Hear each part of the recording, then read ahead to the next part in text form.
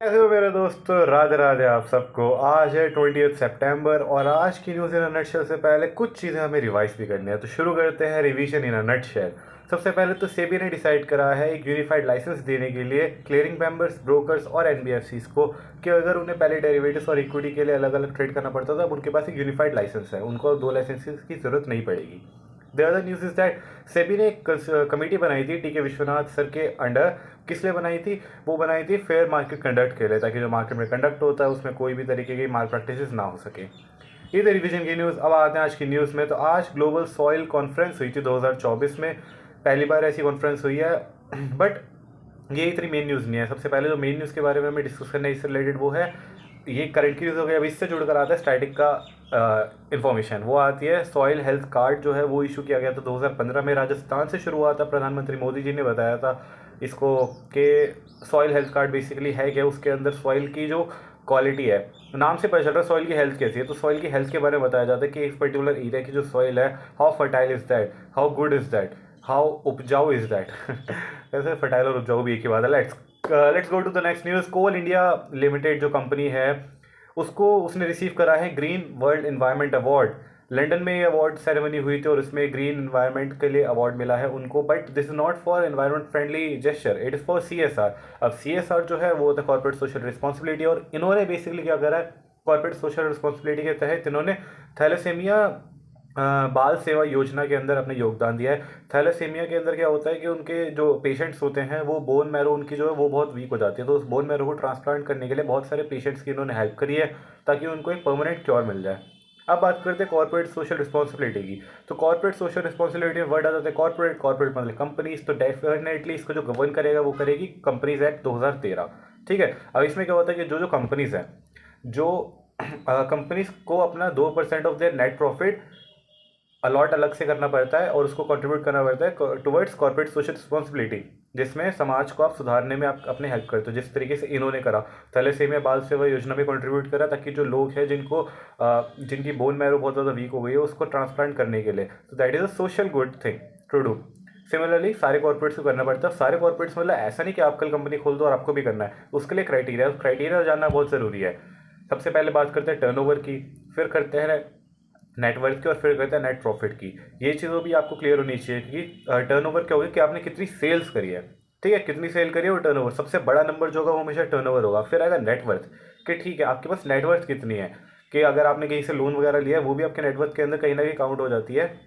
तो मतलब exactly loan नहीं, ये नहीं कि आप सारा ही लोन ले लो वही आपकी नेटवर्थ बन जाएगी, लेकिन जो नेट प्रॉफिट होता है वो पर्टिकुलर उस ईयर का होता है ना, कि उस ईयर में आपका नेट प्रॉफिट क्या है, what are you taking home with yourself from your business. तो नेट प्रॉफिट सबसे छोटा फिगर होगा। फिर आएगा नेटवर्थ। ये बस आपको समझाने के लिए, नेटवर्थ जो होती है डेफिनेटली अगर आप एक साल में मान लो 10 लाख रुपए की अगर आपकी जॉब है, तो इसका मतलब ये नहीं है ना कि 10 लाख ही आपकी नेटवर्थ है। आपने पहले भी तो काफ़ी अपनी सेविंग्स वगैरह कर रखी होगी, या फिर आपने कहीं पर इन्वेस्टमेंट भी कर रखी होगी, वहाँ से आपको रिटर्न मिलेगी, तो आपकी नेटवर्थ तो 10 लाख से ज़्यादा ही होगी।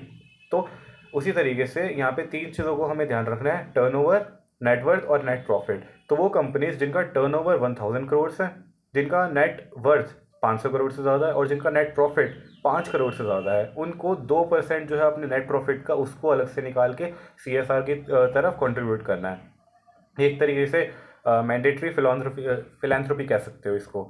Coming to the next news, PM Awas Yojana के बारे में बहुत सारी बात करनी है। पीएम आवास योजना रूरल को 2016 में शुरू करी गई थी, तो उसको 8 साल हो चुके हैं पूरे। इसका जो विजन था वो था हाउसिंग फॉर ऑल, क्योंकि डेफिनेटली जो रूरल एरियाज है वहाँ पे कई सारे लोगों के पास अपने घर नहीं होते, होते भी तो कच्चे घर होते हैं, तो उन सबको पक्के घर बनाने के लिए और उनको एक अच्छा एक रेसिडेंस देने के लिए ये स्कीम जो है शुरू करी गई थी। बेसिकली है तो बड़ी पुरानी, बट इसका नाम चेंज कर दिया गया था 2016 में मोदी गवर्नमेंट द्वारा। इसका नाम कर दिया गया था पीएम आवास योजना रूरल या फिर पीएम आवास योजना ग्रामीण।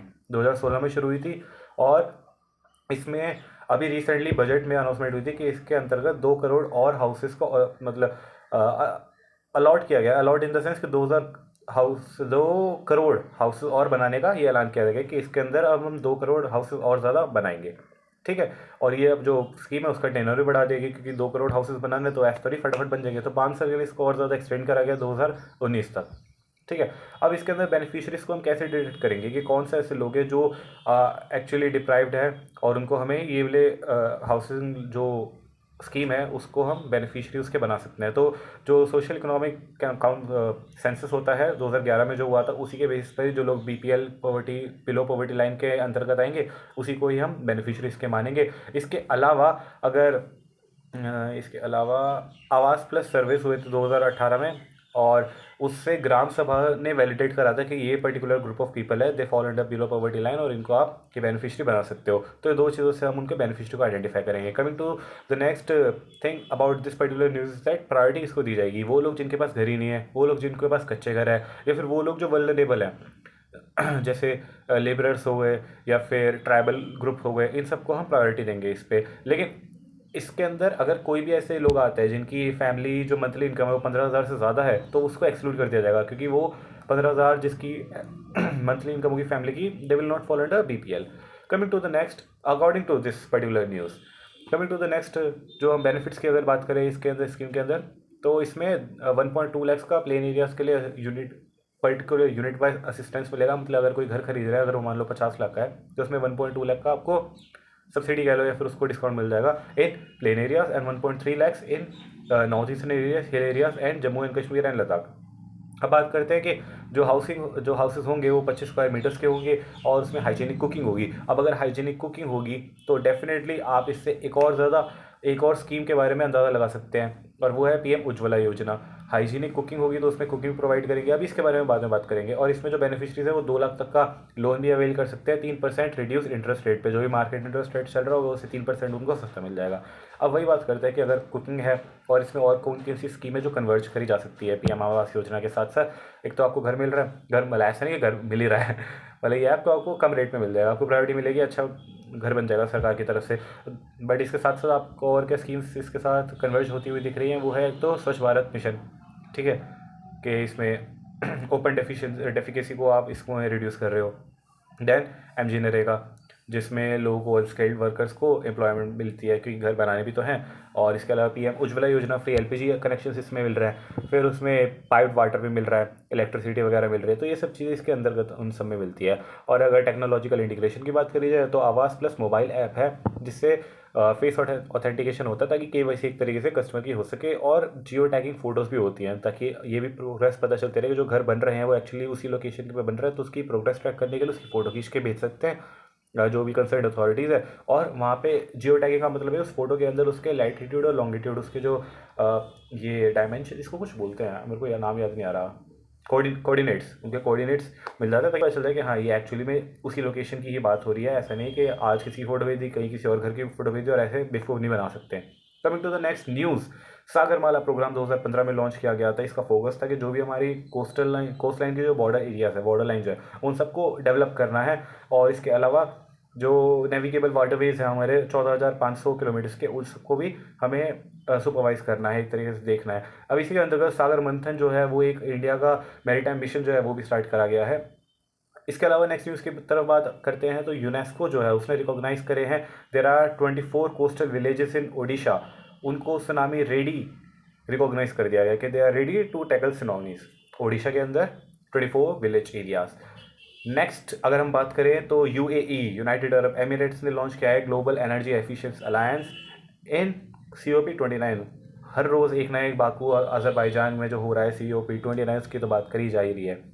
इसके अलावा अभी वहाँ पे रियो de जेनेरो में G20 मीटिंग जो है वो भी शुरू हो चुकी है, ये भी आप थोड़ा सा याद रख लेना, पहले पता होना चाहिए।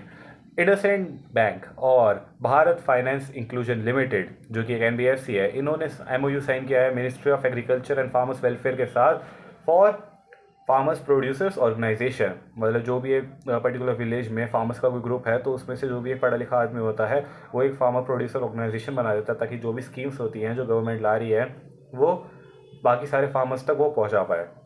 तो एक ग्रुप बन जाता है, और जब ये कलेक्टिव ग्रुप बन जाता है तो एक्चुअली बहुत स्ट्रॉन्ग ग्रुप बन जाता है। ये ऑर्गेनाइज सेक्टर से लोन भी ले सकते हैं एंड बहुत सही रहता है, ये एक रेडार में आ जाते हैं। सो इन्होंने ये जो MOU साइन किया है फॉर्मेशन, ये जो और क्या कहते हैं उसे MOU है, MOU में लॉन्च कर रहे हैं, ये लॉन्च कर रहे हैं भारत संजीवनी कृषि उत्थान इनिशिएटिव। भारत संजीवनी कृषि उत्थान इनिशिएटिव, ये सारे वर्ड्स को तोड़ोगे तो आपको वैसे सब समझ आ जाएगा। तो फार्मर्स प्रोड्यूसर ऑर्गेनाइजेशन के लिए ऑलरेडी एक भारत की स्कीम चल रही है, उसका नाम है formation and promotion of 10,000 farmer producer organisation, 10,000 FPOs को हमें बनाना है और उनको प्रमोट करना है। तो इसी के ही अंतर्गत उन्होंने भी ये MOU साइन किया ताकि फार्मर्स को बेनिफिट मिल सके और उनको प्रमोट करा जा सके। आज की लास्ट न्यूज़ है, एलॉन मस्क के स्पेस एक्स ने लॉन्च किया है इंडिया का heavy communication satellite GSAT-20 from Cape Canaveral US।